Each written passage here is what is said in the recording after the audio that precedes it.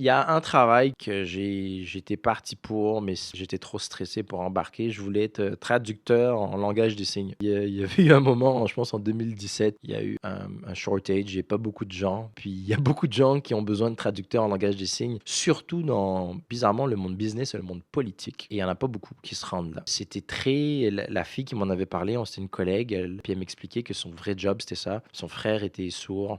Et donc, elle a parti sa business, puis ça fonctionnait très bien, puis il n'y en aurait jamais assez. Et j'ai réfléchi à tout l'état méditatif dans lequel ça me mettrait de juste pas entendre des sons, puis juste faire des signes de la main. Il y a plusieurs langues aussi, il y a la France, Québec, Amérique, pour le langage des signes. Et je me voyais devenir un traducteur diplomate au langage des signes, ce qui est très, très, très spécifique. Donc, il y aurait ce job-là que j'aurais adoré faire. Voilà, le deuxième qui est bizarre, mais là, je me dis dans une autre vie, si j'étais dans une autre vie, le job sur lequel je recommencerais, ce serait combattant dans une cage, un gladiateur. Je pense pas que je serais le meilleur du monde. Hein, je pense que je me ferais défoncer rapidement. Quelque chose de très pur avec se battre avec quelqu'un en tant que boxeur et d'aller jusqu'au bout. Donc je pense que l'aspect très raw et brutal d'être face à soi-même envers l'adversité au plus pur, c'est de se battre dans une cage.